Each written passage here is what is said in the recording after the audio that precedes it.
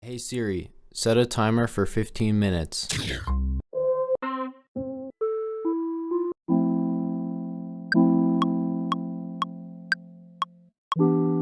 An 8-bar loop?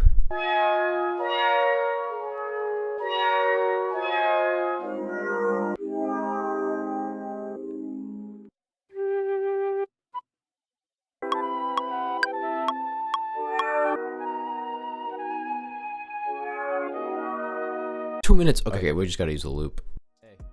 Hey. I remember times when I did that. I remember times when I did that. Yeah, I remember times when I did that. Alright, let's give this one a playback.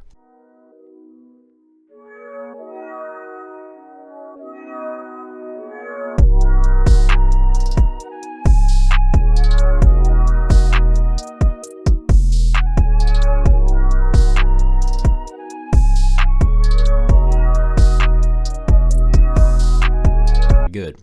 On to the next. Everything I'm fighting for myself. When I was doing it, it was only me close. You were all me. I was only me. You were all me.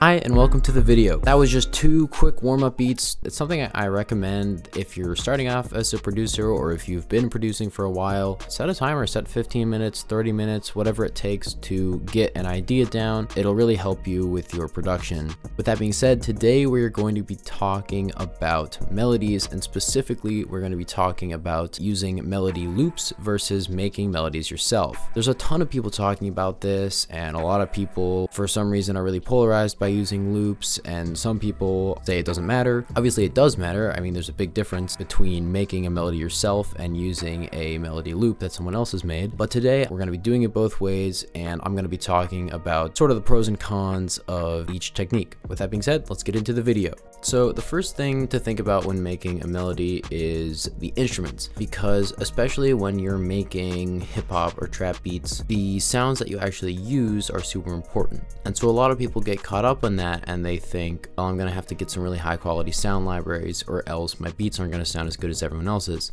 But that's really not the case. And I know a lot of people call sound design this sort of like this really complicated thing, but it's really not. It's really just messing around and trying to make something that sounds better or more interesting. So let me show you sort of what I'm talking about in terms of my process for sound design. So let's make a melody, and I'm just gonna use any old instrument just to show you guys that you can really do this with anything.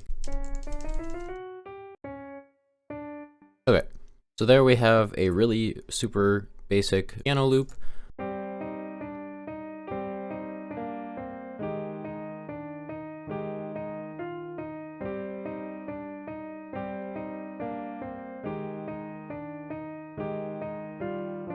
But the point is that we're going to take this piano melody and we're going to make it something very cool. I'm using this piano plugin. It doesn't really have a lot of options, but I'm going to mess around with it just a tiny bit and maybe pick a different sound.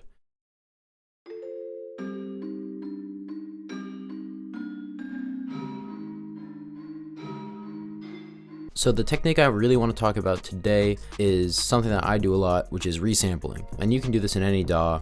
Ableton does this pretty well. FL Studio does this really well. You have a lot of cool features for resampling. But basically right now I'm just going to make 2 versions of this loop. One that has the reverb all the way wet, and then the other one that has it more dry. And then I'm just going to freeze that and flatten it so that we get the audio for that track. So great, now we've got 2 versions of this loop, and I'm going to go in and sort of chop them up and see what we can get out of this.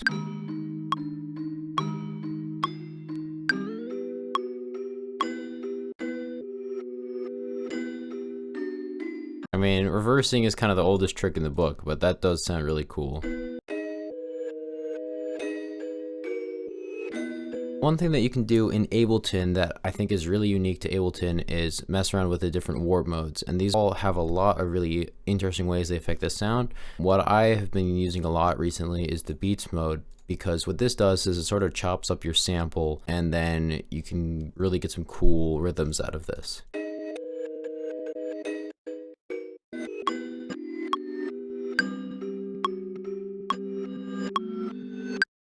So now that's really kind of got this wonky rhythm to it. You can put different effects and stuff on your melody to make it sound different. I'm gonna go with some Soundtoys plugins because I just bought their plugin suite and I'm very excited about it actually. Let's try this.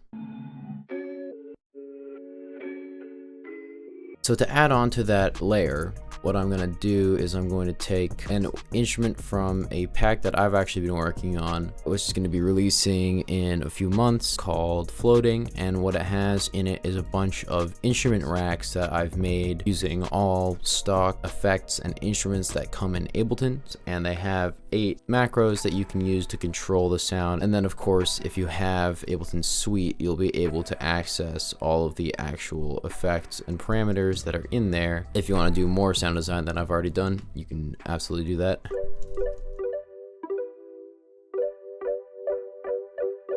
But I think we're going to use this as like a pad.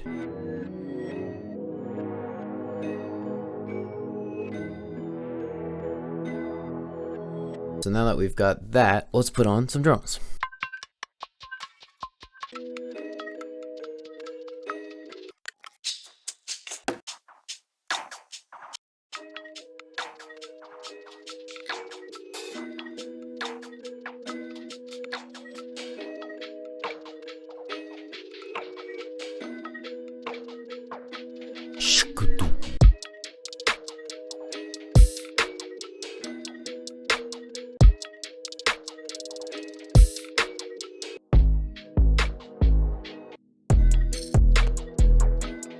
All right, so that's pretty much it for this one. We're gonna call it something with a bell. Celestial.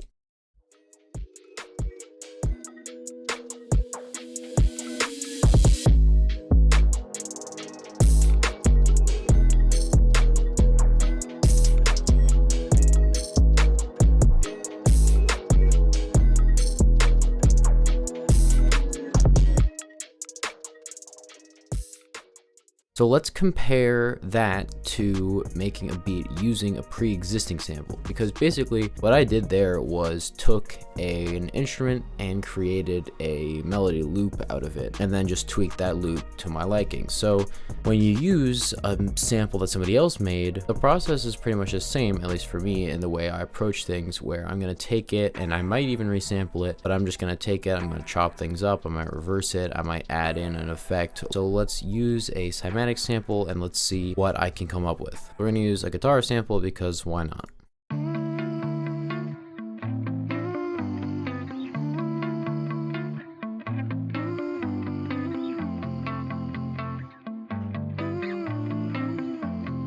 So I really like that. I don't really like the vocals actually.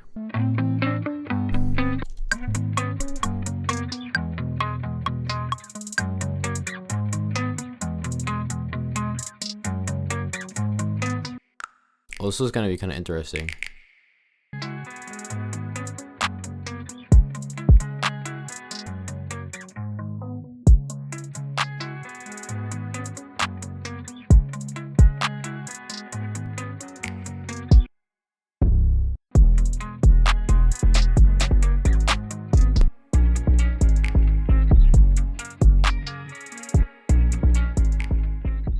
We're pretty much at the same point with this beat as we were with the last beat, and I will say that I spent about 50 minutes on the first beat and I spent 20 minutes on this one. It's definitely possible to save a lot of time if you're using a sample, but also like maybe this isn't the exact chord progression I wanted, and maybe this isn't where this beat would have gone if I was creating the melody myself. So there's definitely a give and take with using samples. But yeah, that's gonna pretty much be it for this video. In conclusion, I would say it's definitely up to you whether you want to make your melody from scratch or start with a sample. There's definitely pros and cons to each. I think the pros of making your own melody is have full control over where you want the melody to go. You have full control over the sound selection, and sometimes that's one of the things I find myself getting frustrated with samples, where I wish I could adjust a certain aspect of the sound, like the length or the tone tune in a way that I can't because it's all just been exported as a sample.